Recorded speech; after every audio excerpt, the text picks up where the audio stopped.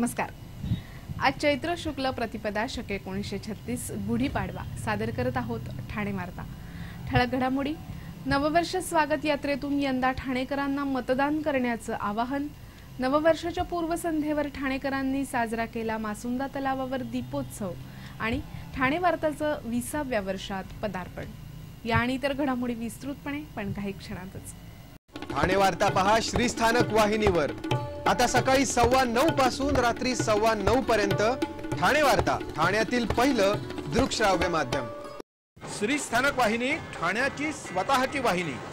ठाण्यातील घडामोडी, कार्यक्रम, वादविवाद, अगदी गाणी, नाटक याचा आनंद घर बसल्या पहा श्रीस्थानक वाहिनी। आपल्या ठाण्याचं हक्काचं व्यासपीठ श्रीस्थानक वाहिनी। ठाणे वार्ता आता संकेतस्थळावर देखील ठाणेवार्ता.com वर क्लिक करा आणि ठाण्याच्या घडामोडी जाणून घ्या। ठाण्यातील पहिलं ऑनलाईन माध्यम ठाणेवार्ता.com। नमस्कार मंडळी, दर रविवारी पाहायला विसरू नका।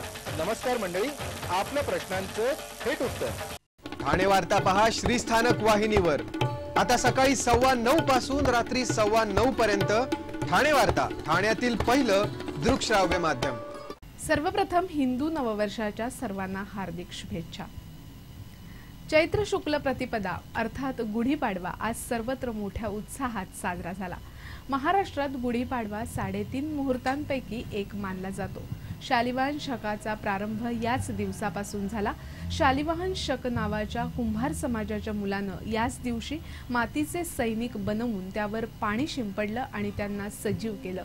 याच सैनिकांच्या मदतीनं त्यानं शत्रूशी सामना केला।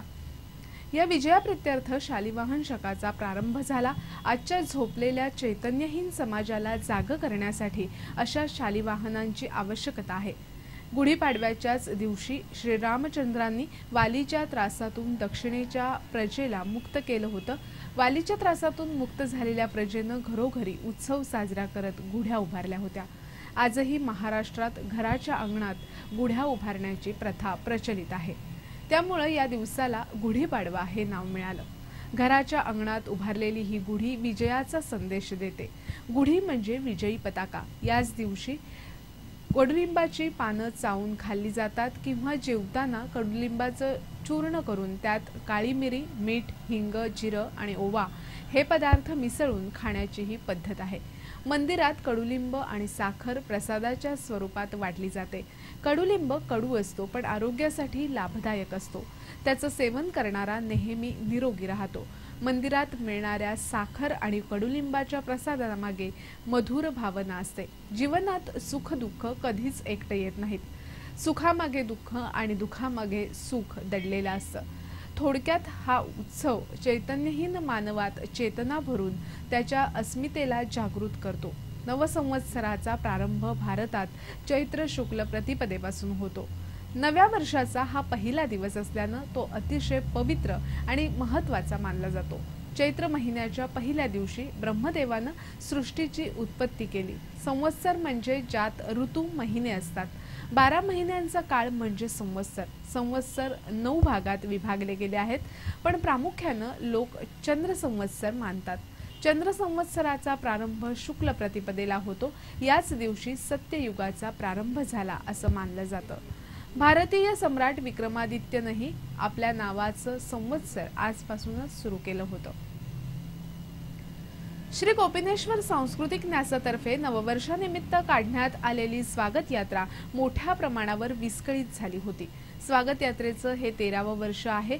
परंपरेनुसार महापौर हरिश्चंद्र पाटील यांच्या हस्ते मासुंदा तलाव येथील छत्रपती शिवाजी महाराजांच्या अश्वारूढ पुतळ्यास पुष्पहार अर्पण केल्यावर या स्वागत यात्रेला प्रारंभ झाला। प्रथेप्रमाणे स्वागत यात्रेच्या मध्यभागी महादेवाची पालखी होती। महापौर हरिश्चंद्र पाटील, महाराष्ट्र नवनिर्माण सेनेचे ठाणे लोकसभेचे उमेदवार अभिजित पानसे, माजी आमदार संजय केळकर तसंच इतर अनेक मान्यवर या स्वागत यात्रेत सहभागी झाले होते। वारंवार आवाहन करूनही अनेक मान्यवर चप्पल बूट घालूनच पालखी उचलताना दिसत होते। गेल्या वर्षीच्या तुलनेत यंदा ठाणेकरांचा उत्साह ओसरला होता। दरवर्षी चौकाचौकात कमानी, रांगोळ्या काढण्यात येतात, पण गेल्या वर्षीपासून असं दृश्य फारच कमी ठिकाणी दिसत होतं। ठाणेकर पारंपरिक वेशभूषेमध्ये या स्वागत यात्रेत सहभागी झाले होते। लेझिम पथक तसंच विविध विषयांवरील चित्ररथ या नववर्ष स्वागत यात्रेत दिसत होतं। इमारतींच्या गच्च्या, गृहसंकुलांची आवारं, चाळीचे मजले, चौक अशा विविध ठिकाणी स्वागत यात्रा पाहण्यासाठी लोकांनी गर्दी केली होती। मध्ये मध्ये काही ठिकाणी स्वागत यात्रा विस्कळीत झाल्याचं दिसत होतं। ठिकठिकाणी स्वागत यात्रेवर पुष्पवृष्टी करून या यात्रेचं स्वागत केलं जात होतं। महिला, तरुण तसंच सहकुटुंब सहपरिवार असलेला यात्रेतील सहभाग यामुळे ही स्वागत यात्रा लक्षवेधी ठरली। कोपिनेश्वर मंदिरापासून सुरू झालेली ही स्वागत यात्रा सिद्धिविनायक मंदिर, रंगोबापूजी गुप्ते चौक, समर्थ मंदिर, सेंट जॉन बाप्टिस्ट हायस्कूल, दगडी शाळा, गजानन महाराज चौक, 3 पेट्रोल पंप, हरिनिवास, नौपाडा दूरध्वनी केंद्र, कोखले रस्ता, समर्थ भांडार, राममारुती रस्ता मार्गे कोपिनेश्वर मंदिरात आली।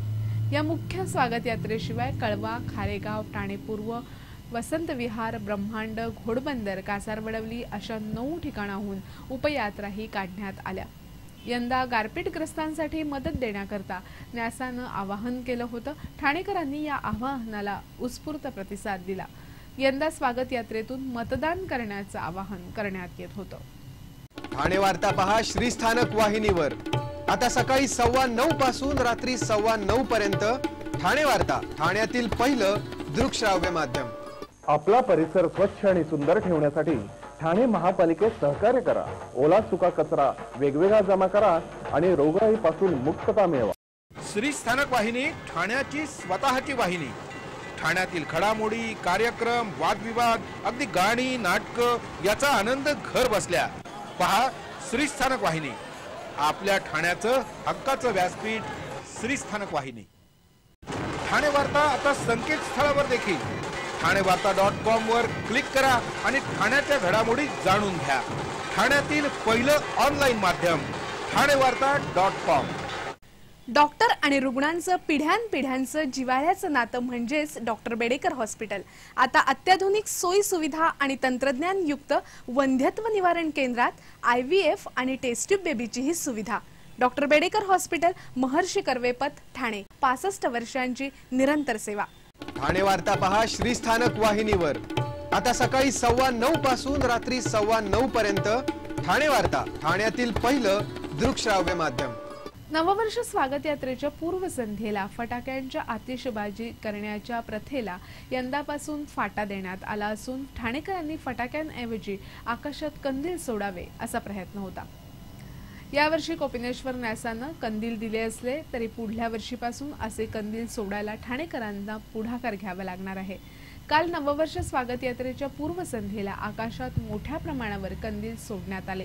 नववर्ष स्वागत यात्रेच्या पूर्वसंध्येवर आकाशात सोडण्यात आलेले हे कंदील नववर्ष स्वागत यात्रेचं एक आगळं वेगळं वैशिष्ट्य ठरलं। कागदाचे हे कंदील त्यात दिवा ठेवल्यावर आतील हवा तापून ती हलकी होते, त्यामुळे हे कंदील आकाशात 400 फुटापर्यंत उंच जातात।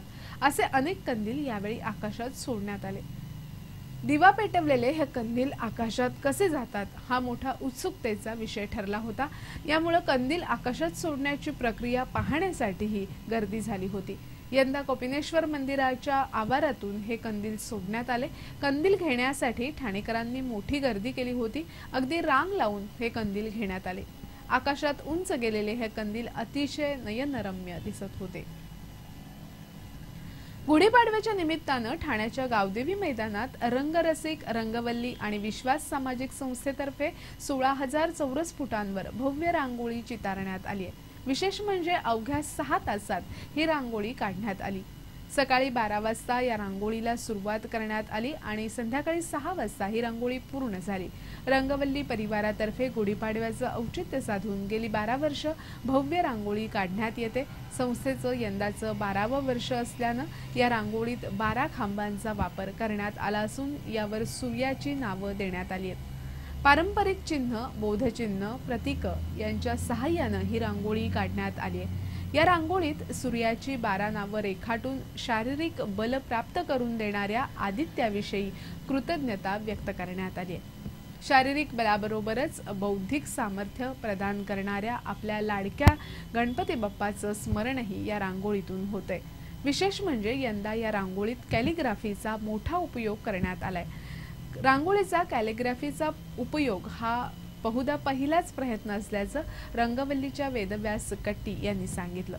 या रांगोळीच्या सौंदर्यामध्ये भर घालण्यासाठी म्हणून उन्हात सावलीच्या खेळामधून आभाळात उमटणारे इंद्रधनुष्यही रांगोळीच्या माध्यमातून जमिनीवर अवतरले।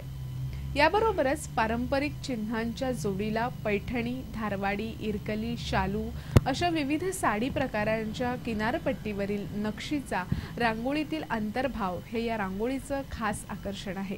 ही रांगोळी रंगवल्लीच्या 100 कलाकार आणि कार्यकर्त्यांनी चितारली असून यासाठी 1000 किलो विविध रंग आणि 700 किलो रांगोळी लागली आहे। वामनहरे पेठे संचालक सुबोध पेठे यांच्या हस्ते ही रांगोळी लोकांसाठी खुली करण्यात आली। आज संध्याकाळपर्यंत या रांगोळीचा ठाणेकरांना लाभ घेता येणार आहे।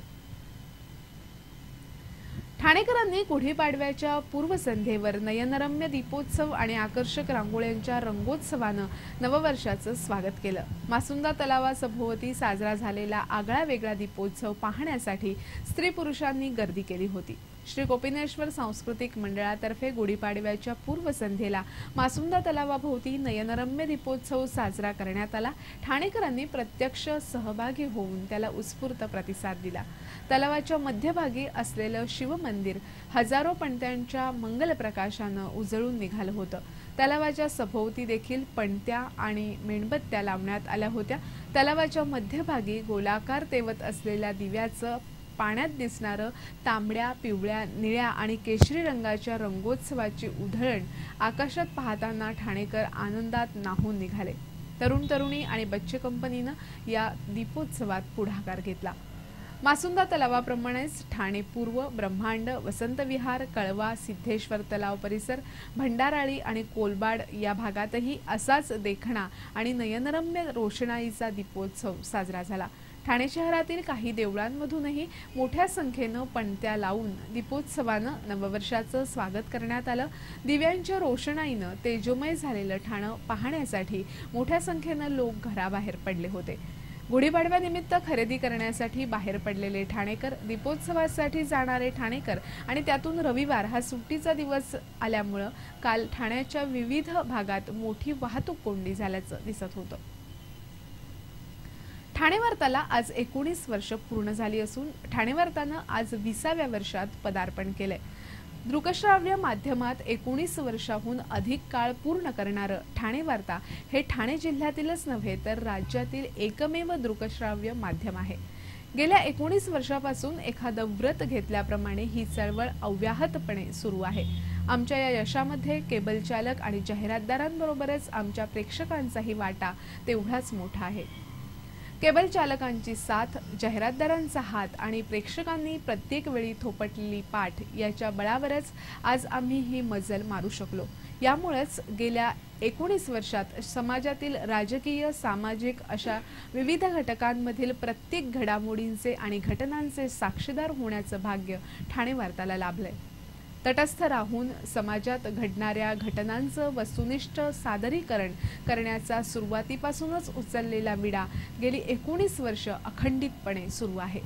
आमच्या आजच्या या वाटचालीत प्रत्यक्ष अप्रत्यक्षपणे सहकार्य करणाऱ्या सर्वांचे ठाणे वार्ता परिवारातर्फे पुन्हा एकदा शतशः हार्दिक आभार।